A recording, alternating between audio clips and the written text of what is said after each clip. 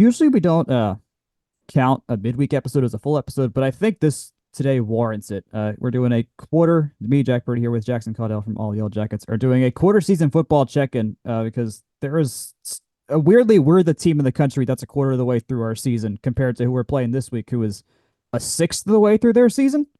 Uh, Yeah, which very strange. I was talking to our Louisville SI reporter yesterday, and I'm like, and this is the fifth game of the season for Georgia Tech. Y'all have basically had like three. I mean, they played Austin P and Jacksonville State, but that's They basically they bye played week, preseason. They played a preseason. right? And then they just had a bye week, and then Florida State's had a bye week. SMU just had their bye week. Even Nevada had their bye week, and meanwhile, Right. flew up to Syracuse. Mm-hmm. And the Louisville trip's not super long, but it's still. I just think it's kind of crazy, and I don't know.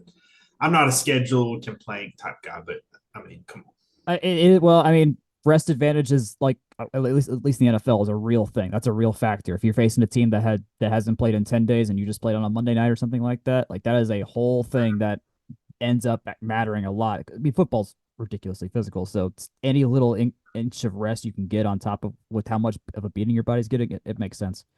If you're new to the podcast, I know we've had some new folks that have latched on with the newfound football success here at Signs of the Southland. We are, as far as we know, the most in-depth podcast of Georgia Tech stuff that covers every sport. Like, we talk about the club stuff, we talk about the cross country team. Like, we go everywhere. Thankfully, we have the team that wants to do that. Jackson's podcast also great if you ever find your way to believe Yellow Jackets, right?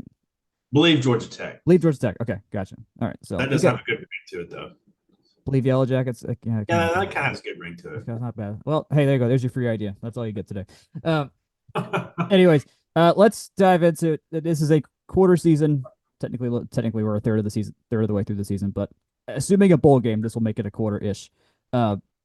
Just want to talk about just do a lay of the land where we're at. To start, just give me your letter grade of how the season is for you. Like, you can, however you want to define how you got to that letter grade is fine, but give me a letter grade.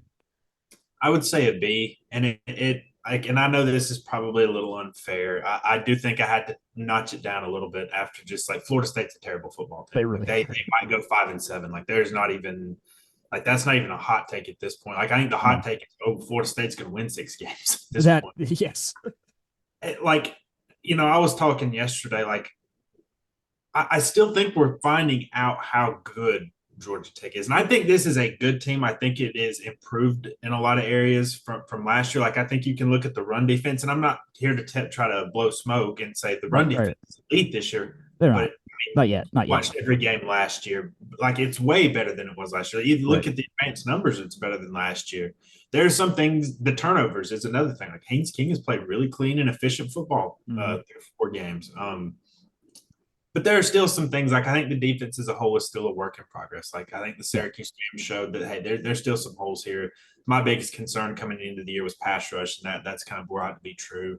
But I do think the overall level of talent is still pretty good. But I think it's just incomplete because again, I hate to be this guy, but like I just kind of discount a lot of things from VMI. Like Mm-hmm. it's just you were there, you saw Yeah. that game. That's a completely overmatched opponent. And I won't discount everything. Like I think dominating that game the way you should is important. Like Yes. Yes. you didn't play with your food. I was not worried, but I was a little interested to see if they'd come up maybe a little sluggish. Like, did they really care about VMI? They just kind of got beat up Mm-hmm. against Syracuse. Like Yeah. that kind of factor in, and like that game was over before it began. Like That really was. it was over before it began. So like I think B is a fair grade. Like I think the Syracuse game showed some holes, but to their credit, they did fight till the end in that game, and I think something does need to be said for that. But I think Louisville is pretty clearly the best team you face so far, and I Yeah. think we're still trying to figure out how good they are. But I would Right. say a B is fair. They've won 3 games. They've looked good in the wins, but you did have the loss, and then obviously you got to downgrade them for Florida State a little bit. Yeah. It's kind of sneaking into what I was going to ask later, but yeah, like that game in the moment is just like, oh my God, what are we actually made of here? Like, there's still a lot of unknowns there, but at least enough to rise to the occasion in a game like that, which is a trait of Brett Key football teams, which is let's get a ranked opponent in the conference, not in Bobby Dodd. Good luck beating us, because that is literally the track record right now, somehow in the midst of all of this. Never lost to a ranked ACC team. It's truly incredible how on the road, like how that's been the case. Well, I guess yeah, at all because Georgia was not ACC. Uh, I think I'm at B plus purely because I mean all your reasons are absolutely stout. The level of quarterback we played has been so weird too because DJ is not like awful, but he was not as competent as we thought he was going to be. And then State didn't. I mean, State was State, and then we face a potential Heisman candidate, which is just like in the college ranks, that tier of quarterback is so much more impactful than in the NFL or any other ranks. So it's just hard to beat when that's your first real test. Like, I mean, granted, they practice against Haynes King. It's not like they shouldn't be fully unprepared for that, but still, it's like that is a crazy way to get battle tested up front. And then yeah, VMI was in their backup, and VMI was not of great FCS stature in the first place. So it has been You weren't playing South Dakota State. Like no, you weren't playing like a legit, and I don't mean to like just dog VMI. Like no, it's not. I mean, and they know it. It's just that's just where it they is what it were, is. and that day that's where they were. I mean, like I hate it for them. Just, they weren't able to provide a better day for themselves, even too. Like I mentioned our other podcast. I'm glad they scored at the end because just to give them something to cheer for. Like they had so little going for them. It's You just were like willing to give them one touchdown. give them one touchdown against the freshman. I'm like, that's fine. This is a JV practice scrimmage at this point. Like, who cares? It is not going to count for anything. Um, yeah, I mean, Haynes not turning the ball over is massive. Like that was the worry at the moment we got him was like, okay, seems to still be a little turnover friendly, and then he was turnover friendly with a couple random ones in there last year. But I'll, just wanted to ask you this real quick because it's yeah, been I've kind of been asking myself, how much do you think the helmet comms help him? oh, Because that's a good coaches question. can talk to him up to a certain point, be like, hey, if you see this, don't do this. Like I'm not saying that's the thing. Like Right. it's pure speculation. It's No, just something. I think it's what they got 35 seconds to Right. not 35 what 25 seconds to talk in his ear from the 40 to from 40 seconds to 15 seconds Uh-huh. um after each place. I mean count, I mean even I guess before too. So like yeah, he can get more information assuming the play calling isn't like who's the Rams coach, I'm forgetting his name. uh McVay. I'm assuming it's not like McVay who's got a whole paragraph to explain one play. um yeah, like you can kind of say more. You can lay some more of that advanced scouting reminders in right there. They're like, here's the play call, and then I mean, there's always the play call, the backup play call to audible too. So they're getting two play calls and then something else. So yeah, I think in theory he's smart enough to intake that kind of information. And I don't want to make it sound like Haynes has not done things to improve the turnover. No, That's no, not but that's like a cherry on top kind of thing. sure. Like he is so much smarter with. Well, they're also running fewer like design runs for him at the same time, which feels. We'll get to that eventually about the rushing attack. Um, Granted, everyone's also got this. Like it's not just him. Uh, Sure. this is a new leveling of the playing field, but we know that our offense is of the more advanced and more productive in FBS. So Sure. give us a little bit more of an advantage. We can do a lot with that at the Sure. same time. So yeah, I think the things I still want to see is to throw the ball down the field, please. They got the 50-yarder to Singleton, but again, it's VMI. That's different. So I'll be curious what kind of shots they go for against Louisville. If they're doing the go for the jugular kind of game, or how Well, they look to. when I asked, I don't know if you've seen the clip, but I I not yet. asked Brent Key about the defense, the Louisville's defense, and everything, and like he basically told me, look, like we're not leaving anything at home. I'll tell Yeah, you that. And I'm like, okay, I love that quote. I almost had a meme for that of like, okay, tell me what you're not leaving at home, Jackets fans. Anyways, um, yeah, okay. So I think we're the same boat. I'm B plus for I guess my calculus gets me to B plus for a lot of the same reasons as it does for you. Uh, yeah, back on the FSU loss. Does I feel like this is an easy to answer question, but still, does at this point does the fact they just keep looking so bad make that win look like significantly worse for us? Is it still a good like I don't want to call it a bad win in a sense, but right now the more they suck, the more in hindsight wind gets taken out of our sails. Um, well, yeah, I mean, I would agree. I think the win's completely taken out because, like, I mean, even if they would have to win out basically and go 9-3 to mhm. like hey, look, we got them. But even then, like it would be, you would have faced something like, well, that was the FSU at the beginning of the season, not the FSU at the end of the season. And Right. I think it's unfortunate, but I do think you do have to take that into account a little bit. I think, and I'm included in this boat. I overrated Florida State, and I picked Georgia Tech to win that game, and I still had Florida State in Right. the college football playoff because, look, I've never been a DJU fan. I questioned from the day they took him what exactly they're doing because, like, I Right. get Brock Glenn didn't look great against Louisville in the ACC title game, but like I just, you know what DJU is at this point. But I did Yeah. buy into the idea that their defense was going to be so good, Right. For and their sure. Yeah. running game was going to be so powerful that, hey, we just need DJU to not turn the ball over and maybe hit some shots downfield. Because you look at the numbers, he actually, over the course of his career, has hit some downfield throws. Like Right. that's Right. when it's schemed up and it's open for him, he's Mhm. all right at doing that. Not great, but all right. Like they just look horrible. Like It's and like so weird. their Yeah. leading rusher has doesn't even have 100 yards yet Oh God. in like 3 games. Like Lawrence Toafili has 97 yards in three. Like Jeez. it's just it's bad. And then like I picked Memphis to go to the playoff as a group of 5 team, but you can't score more than 12 points on Memphis. So I think it's Yeah. unfortunate, but I think FSU is just not a good team. And I think the signs maybe were there a little bit because look, their receiver room was pointed out as an issue, I think, by a lot of Florida State Hmm. people who covered the team.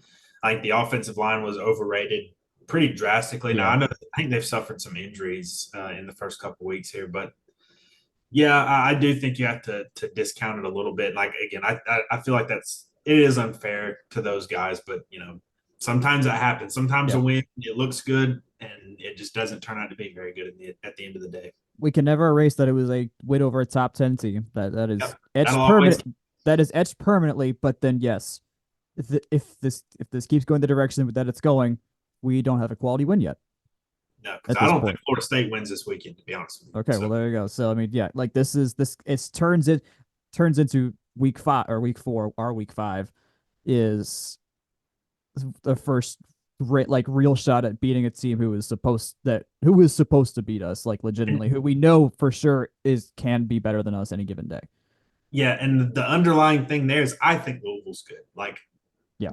there's also they haven't played anybody, so maybe what if they're not that I good? know, I know, I know. We are stuck in a similar yet You can different play just mind games with situation. yourself about that like all day You long can, yeah, about you that can. kind of thing. And I mean, they handled us last time we played them too. So it's they're also Well, similar tracks too with like the alumni do with the alumni head coach yeah, there's a thing lot as of well. similarities there. I wrote about that a little bit this week, like and Brent Keys talked about in his press conferences, like Jeff Brom is trying to get his alma mater back on track, and he had a obviously I think there's some differences there. Like I think Brent Key would kill to have Jeff Brom's schedule last year. Oh my God, yeah, yeah, ACC title game, and that's not. I think Jeff Brom's an excellent coach. I've thought it since. I mean, the dude yeah, took yeah. Purdue to the Big Ten title game. Like just like sit and think about that for a good minute. It's Um, insane. Yeah. yeah, and I think they're doing it different ways. Like Jeff Brom's a very transfer heavy Hmm. team. Not that Georgia Tech doesn't take transfers, of course, but like that. I mean, Louisville took like dang near 30, I think. Yeah. Dang. Yeah. I'm reading we reached out to the Louisville SB Nation site, and I just had a just general like, how is it like with Brom here? Like, what's that story? And he's similar to Brent.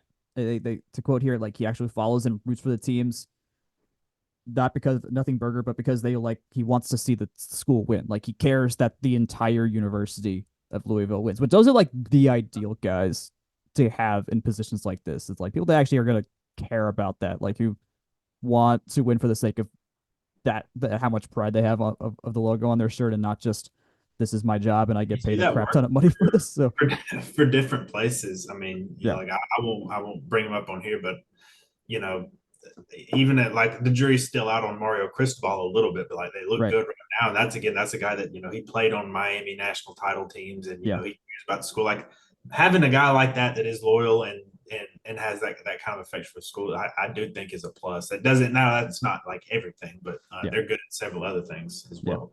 All right, my one last lingering question from the VMI game is Jamal Haynes all right? Like So that was we weird. that it was a little bit. I think I've chosen I guess the right word. to not really read too much into it because Yeah, I don't think they wanted to have him do anything really at all. Like, yes, of true. course, you would love to see Jamal Haynes go bust a couple big runs. It's against VMI, like he should. Yeah. I think the thing is, there's still been some uncertainty with the number two running back role. You had Trelane Maddox last week. You've had, Hmm. I know Trey Cooley's been banged up. You've had Anthony Carey. You've had Chad Alexander. So I think with the uncertainty there, and then like Jamal at his best is still really, really good. Yes, yes. You need him. Like we all know what the schedule is. It may not be quite as tough as it looked maybe like 4 weeks ago, but like it's still a really tough schedule. Like you're gonna need him to carry a heavy workload. So as far as last week goes, I won't read too much into it. I just don't think they wanted to have him do much. I mean, he only had like 7 carries, and it's Yeah. it can be hard. It's the same thing. You were mentioning Haynes King, no designed runs. Like I talked about that last week. Like I didn't want them to have any design runs for That him makes sense. last Yeah. week. And, just again, he's a crucial part of the running game, and you need him healthy Right. to really scare defenses. And Louisville has a good defense, but now Louisville has struggled with backup quarterbacks generally. Go back even last year. I know they've got some new players and transfers and whatnot, but Jacksonville State did some things against them as far as the QB run game. So that I think Mhm. that's going to be an interesting thing to watch on Saturday. Yeah, I'm sure they've seen something like that. We'll have the Zach Pyron 1 yard out playbook The ready to go. Yeah, I'm also here for the Zach Pyron Taysom Hill transformation. Like Yeah. let's go. When does he? Yeah, order. How soon until he play actions out of that 1 yard run and hits Singleton on a bomb or something like that? Like that's I got. want to see him do the little Tim Tebow jump pass. I was thinking that like either a jump. Okay. What are the odds? This is all like he is single handedly going to be the setup for some crazy play against Georgia. Like I would absolutely see that being a long con that they're trying to Yeah, pull. that would be awesome. I can tell you that. That would that would make. I'm not putting it past Brent that he's thought about that as this is what we're saving for that game. Something. I'll remember this conversation on the week of that game. All right, credit me if this happens. All right. Anyways, well, okay. So you mentioned all the rest of the running backs, and I dare to say there hasn't been one that I haven't been like, we don't need to see him again. Like they're all in some way. I mean, granted, Maddox only played against VMI, but he still looked Yeah, very competent in that. Like all four of the guys we have seen, and hopefully we'll see Trey and out there and what he can look like fully healthy. But it's like you tell me anyone's in that backfield, I'm not like going to be dismissive of what the potential of that play is based on who's playing running back at any given point right now. for sure. And I've talked about it probably since the spring a little bit. Like I had questions, because like Dante Smith was a really reliable number two back. I Mm-hmm. mean, you saw what he did against North Carolina, and he Yeah. made plays in the game, and he was just a very reliable guy. Like there's talent here, but you just really don't know. And then again, Cooley's been banged up. I remember walking. I watched Traylon Maddox at Parkview, and he was injured, so that's Mm-hmm. that's he's been getting back to full health. I walked out to practice like the first week of fall camp, and I saw him. I'm like, who is that? Like he's like extremely physically impressive, and they're Mm-hmm. like, Trelane Maddox, man. And I'm like, and he looks like he's put in some work since he got there. But obviously, they were slow playing. They didn't want to Yeah. rush him back in, and yeah, like I was very impressed with him last week. I know it was against VMI, but again, for your first college game, like that's pretty impressive. He was the Yeah. second guy in. I think it's possible he could take that role, and it might just be who has the hot hand in any given week. Like maybe they Which isn't a bad way to go. Like that's no, not at all. kind of great to know. It's like, no, we've got four guys that can do this, and then like five-ish if you're talking with what King can do if he's gonna be part of that rushing attack, and then Singleton's getting 3 jet sweeps a game anyways as is. So like no, this was kind of I feel like this is kind of the point also of this whole offense was like there's so many ways we can blister a team, uh, and figure out how to do that. So I mean that's why I'm really curious what's going to happen this week because there wasn't a complicated running play. There was nothing was complicated against VMI. Even Georgia State even then wasn't super complicated. Also, Syracuse was mostly Haynes King getting his stuff and then trying to throw the ball. So I'm like, okay, what have they been cooking up for 3 weeks? Like, there's got to be something here that they Well, are I more know. ready to throw out. I guess possibly our first quality opponent all season that's going to require something we haven't seen them do yet. Yeah. Well, I know a lot of people like have the idea of like have a really good back and have a reliable number two, and that's it. Literally the first day of fall camp, I asked Brent about hey, the running back depth, like how many would you like to have? How many Mhm. this? He's like, I mean, ideally like 4 or 5, honestly, like Well, that I there can you go. trust to put in a ball game. And I think you see that play out. And again, I think it could be like a hot hand approach. Like, okay, maybe, when Jamal's out, get Maddox some carries. If it doesn't go well, throw Anthony Carey in there, Yep. see what he can do. If it goes well, just bring him back and, just kind of Yeah. switch him out. And like, I guess I can see why that could be, I guess, frustrating in a sense from a fan perspective, but like, Hard to still, track, but at the same time, you telling me we can have a guy who's on ridiculously fresh legs relative to everybody else in the yeah. fourth quarter? That's game changing. That matters a lot against linebackers and safeties who are and DBs that have played that have played 3.5 quarters. Like that can win you a game if you play that out the right way. Which is I like that a lot. I like that a lot. Okay, um, we kind of talked about this Louisville game, but like, where's your head at now in terms of like what actually? I think I imagine we're both thinking this is going to be a Louisville win, which is I think is absolutely fair to say. Um, what makes sense from what you've seen this week and what you've heard? Like, what makes sense as to what's going to happen this week?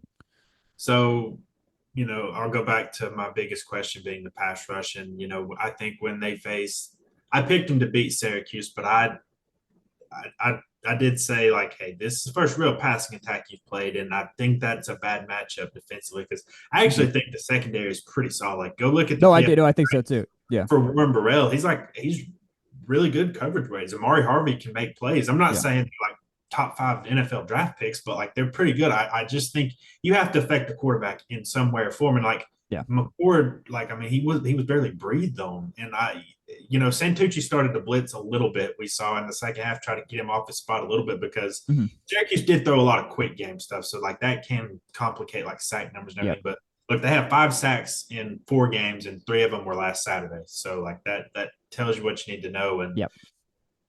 look, I actually think Syracuse is like I think Kyle McCord is better than Tyler Shuck, and that's I'm not trying to be disrespectful to Tyler No, Shuck. I think it's very easy to say. Kyle Yeah. McCord's outplayed my expectations. Like Mm-hmm. he's been a very good player so far. I think Garonde Gadsden and Trevor Pena they would start at Louisville. Like I think Mm-hmm. they would be the best options for Louisville. Colin Lacey, the receiver transfer from South Alabama, he racked up a ton of yards last year in the Sun Belt. He's out with a broken collarbone. He was kind of supposed to be their number one guy, at least Mm-hmm.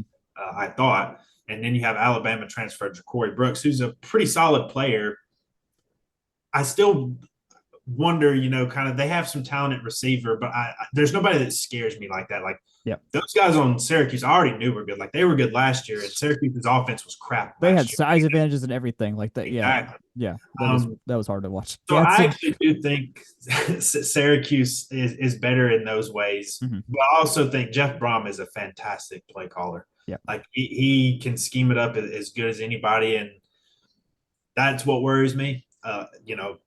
You guessed right. I am picking Louisville to win. Now, there's a part of me that's scared to do that, and it's like I try to give like my honest analysis and how I think a game's going to go. Like I'm not going to pick Tech every single Right. game. Right.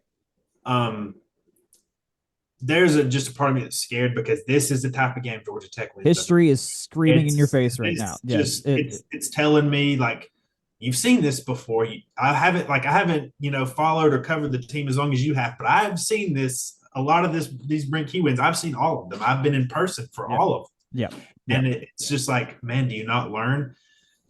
But I do think their passing game against Georgia Tech's defense is just something I'm just still concerned about. I'm kind of wondering the tweaks they're going to make as far as trying to play them a little different. And it's 2 different offenses. You're not going to say, well, just because they're both passing the ball a lot, Yeah. because Louisville runs the ball a lot better than Syracuse does as well. Like they've got Yeah. some guys there. But that's my biggest worry coming into the game, and I'm wondering if they're going to have to blitz or what they're going to do. I'm anxious to see what Tyler Santucci dials up for this game. Yeah. They're gonna. Yeah. It's always good to figure. Well, they're not just him. Like that entire staff got has to level up in some real form to make this a game. I think of all of these ranked road conference games, this is by far the hardest one we've faced as well, not counting Florida State. Well, I mean, I guess even counting Florida State now, considering where they're at. Like the North Carolina win, the Pitt win. What was last year? I forgot what the one was last year. Miami. Miami. Okay. I mean, every single one. How do I forget that one? My God. Really? Um, every single one of those, the opposing team had some sort of like glaring blemish in that game too. Like that first Pitt one, they just weren't good. Uh, North Carolina, Josh Downs drops a game-winning touchdown. Miami happens. Uh, Even North Carolina last year is at home, but still like just could not stop a run. This is my in Florida State this year, just not competent really at all. This is far closer to the most well-rounded team we've faced in this particular context, I think. And I Uh, don't know, like I did go back and I did watch a little bit of Duke Louisville last year, and just for the mm-hmm. context of Tyler Santucci being Duke's Yeah, defense, yeah, yeah. and just seeing how they played them. And I mean, Louisville only scored 23 points. I think they kind of let their foot off the gas and just ran the ball because that was when Riley Leonard got hurt and Duke would just got atrocious on offense. Yeah, It was a yeah. 23 to nothing game. I mean, Louisville had 350 yards of offense. That's solid. It's nothing crazy. It's nothing like It sounds terrible. like it was a do just enough kind of game and just walk out healthy. And it was Yeah. kind of hard to take anything from the game because again, I think Louisville has a good defense, and I think they just said, okay, Duke can't score on us if we can just do what we need to do and then get out of here with a win. Yeah. I was just kind of interested to see how they kind of played it, and I couldn't really take anything away from the game to be That perfectly. that makes sense. Um, this is a quarter themed podcast, so I guess we'll dive into the next quarter just a little bit here. Look ahead, not too far, but just a little bit. Obviously, a win in this game solves so many problems in regards to season outlook and bowl potential and things like that, which would be great. We're at 3-1 in the way you didn't think we'd get to 3-1, which is very normal for Georgia Tech, which is you will never get there the way you think you're going to get there. But Duke, North Carolina, Notre Dame are in this, or Louisville, Duke, North Carolina are this 3-game package here. Personally, 2-1 feels right to me. I can't bring myself to pick that North Carolina will even hold a candle to the kind of energy that team's gonna bring in that game. And you're laughing for the right reason. But Duke is not elite right now at all. So if 2-1 feels right, 1-2 also very possible. And you could tell me we beat Louisville and lose to Duke or North Carolina. Be like, that sounds like us as well. So where's your head at in terms of just this next block here that we're about to head into? Yeah, because like I said, it never really goes the way you think it's going to go. I remember picking them to make a bowl game last year, and I think I did have them going exactly 6-6, which is what they ended up. Mm-hmm. That was not the exact path I had them Nope. going with the Bowling Green, and then Miami, and then Boston College, and then North Carolina. It was just crazy. Right. So you're exactly right about that. I had them 4-0 going into this game, and this was where I picked their first loss. Yeah. But I do think I hate getting like too far ahead of myself because like to me, Tech is a team that, I think they can beat pretty much anyone on their schedule almost. Yeah. They're also, you can't totally trust them just yet to go out there and do that. And right. If you win this game, like, if you lose the game, you're pretty much out of the ACC title race. And I don't know, I know a lot of fans probably didn't are not demanding or expecting an ACC title game appearance, but just in the grand we just want to win the Coastal. We just want to win the Coastal. That's it. That's it. We did it last year. But if you win, you have the tiebreaker versus Louisville. Yep. Louisville still has to play Clemson and Miami. They're going to be underdogs both of those games. So like that helps you. And you don't have to play Clemson. So maybe you're even rooting for Louisville in that game.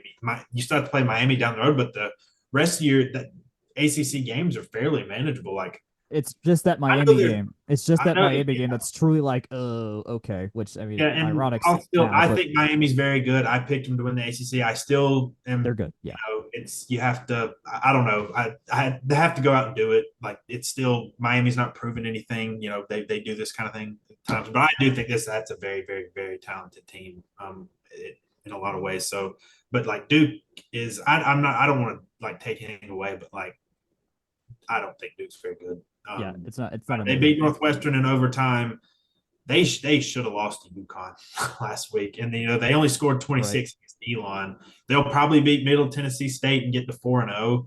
I'm very intrigued actually at how that game against North Carolina goes for them next week because North Carolina is a team I don't know what the heck to think about because Max Johnson went down with an injury, and look, no disrespect to Max Johnson. I hope he gets well. I think he was a very average college quarterback. I don't really kind of know what they're doing now. Marion Hampton is really good. Their running attack is very good, but I mean they've beaten NC Central and Charlotte. I mean Charlotte is a tire fire, and NC Central's an FCS school. And then they played James Madison this week, and you might think that's a tough game, But James Madison's entire team from last year that was good is basically on It's just Indiana. this is the So trap. I mean, this is their trappiest game by far. Like they're it is. I guess it's just for me. I don't think James Madison is like nearly as good as they were last year. So yeah. I think from a talent perspective, North Carolina definitely has the edge there. So I really don't know what to expect from that. Georgia Tech historically obviously has been very good against North Carolina. The game is on the road. Yeah. So I'm very intrigued by that game, but I think 2-1 is very reasonable. I mean, being if you're 5-2 at that stretch and playing Notre Dame, like yeah, it sucks you have two ACC losses and you're probably out of the that picture as well. But like you're one win away from a bowl game, and like I was alluding to earlier, like the schedule still tough, but like Virginia Tech looks bad. Yeah. Like that they don't look good. Between having to play Duke, North Carolina, and VTech, not getting to a sixth win feels just not like it feels like it's right. Like it is there for us to lose at You this should be point. able to do that now. And then NC State's kind of along the same lines. I mean, they've looked horrible in the Yeah, first few true. weeks, and then Yeah. now Grace McCall's hurt. They're playing a true freshman on the road at Clemson. Like And that's going to be a rest advantage big time for us because that'll be like 11 days after we play Miami at home. So like that and is again, I'm a not like guaranteeing Tech beats these teams, but like they don't look as impressive as they were supposed to be. no, no, yeah, no. I mean, this is football talk. This is what you do. You look at stuff how they You are. look at, yeah. No, I think that all makes sense. And keep in mind the Vegas over under was 4.5. I think it's no. I think everyone expects us to blow that out of the water at this point. that Whether was it's that was inexplicable to me. I know the schedule is tough, man, but I mean, yeah, the schedule with no games played, it was like four and a half is low. you could lose to Florida State, Louisville, North Carolina, Notre Dame, Miami, North NC State, and Georgia.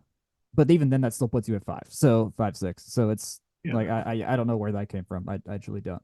And then I mean I reiterate this last week, and I'll keep reiterating it. This team, unlike the last administration, shows that they learn throughout the season. They get better throughout the season. Yeah. That is what they're good at. It's happened all 2.5 years that Brent has been in charge here. So I I do not expect them to regress in a significant way against Louisville. Just this is not in their nature. That's not how they play football. And Um, that's another thing that scares me about picking against them is like right, they have shown like the ability to recover and learn from their mistakes. And like I think it was good for them to get face a good passing attack because like I said, I think Syracuse is more talented than Louisville yeah. in a couple of positions. So that's again, I'm probably like I'm probably gonna lose my pick, but like I'm okay with that honestly. Yeah. It's a hedge. The emotional hedge works really powerfully here. We're not against that. I think I'm in the same boat. Something like a I don't know 35-27 something. I literally at 34-27 is what I Okay, had. well there you go, something really close. Yeah, they will be able to score. I mean, them not being able to score against us feels like that's going to be because someone got hurt, uh, random penalties all over the place, weird turnovers. Like if Louisville plays Louisville football, they'll be able to get across us. I think that's just what the facts are at the moment of time. Okay, I think we hit that pretty well. One last note, which I forgot to do at the top. So there's been the whole NIL discussion, like, and there's the Tech Way, which is the main NIL branch of paying a lot of the different Tech players. There's also the House case that's been out there, which you don't know about that. That's about to complete. That is once that gets settled, that is going to revolutionize amateur sports to a point where it will. I mean, it's not amateur sports really at this point, but that's going to completely change the financial modeling. But Governor Brian Kemp of Georgia signed an executive order 2 days ago that allows Georgia schools to pay athletes directly. So he is just circumventing the NCAA, circumventing that House case, which probably for practicality makes a lot of sense. Um, Also knowing that a lot of people like the Georgia Bulldogs in this state and in the state house, that makes things easier for their lives, and they just kind of had the ability to just stroke a pen, and that was it. So how that affects us, no clue. I know you said before you asked or someone asked Brent about that. Like that's not his job. That's the Yeah. GM's job. So Well, I think he likes to be knowledgeable of stuff before he true. talks about like he Yeah. really like I've heard him talk about that a lot. Like I want to sit down and like look at this and like what Yeah. I'm talking about. So like that's why he didn't answer. Um, I don't really have a hot take on this other than like I don't this think there is one to have. this It's just shows yeah, how irrelevant the NCAA is. Like, what do they yeah, do at this point? Like, there's I don't know what they are around for. Right. No, it's not great. I mean, I wonder how many other governors follow suit like this. Just like it's just in a simple way, just as a like, let's just make this easy on everybody. Now, you might know this more than I do. Did Florida do something similar? Did they have some? Oh, They got something along those lines, right? I think DeSantis tried something. Yeah, I'm not fully remember. I know he had some whole like I, something about yeah, Florida State. I don't know, but I just remember something along those lines being talked about. I just didn't know if it's actually done. And so again, I'm kind of ignorant on the topic. yeah, So I have no information, but I would not be surprised if Ben Sass and Ron have had some sort of discussions in back channels. I don't know, stuff like that. Like that's SEC country is very different when it comes to stuff like this. But the practicality of wait a second, 50 governors can just be like, let's just be done with this crap and get it over with. That seems like of any government official way to get this done, the most efficient and simplest way to just not take care of this issue, but move it into a new stage that Congress is absolutely not going to be has shown no interest in even remotely touching at this point. So, yeah. okay, well, that's episode 235. Jackson, where can the people find you? At Jackson Caudell on social media. Obviously, go check out Georgia Tech on SI. Do a ton of content over there. I will be. This is my first ever trip to Louisville this week. Hey, there you go. I will be there. Um, I'm not missing any more games. Syracuse was the last one. I couldn't make the Syracuse trip, but the rest of the way, I'm cleared for takeoff. So, but yeah, Fantastic. go check out all that stuff. Really appreciate you having me on. Like I love doing this. Like y'all do a good job covering everything Georgia Tech. Like this is where I come to learn a lot about just Georgia Tech in general. So it's I really appreciate what you guys doing for having me. We're happy to do it. Thanks for bothering to acknowledge our existence in this Yes, sir. crazy in this Absolutely. crazy world. All right, thanks, Jackson. Yes, sir.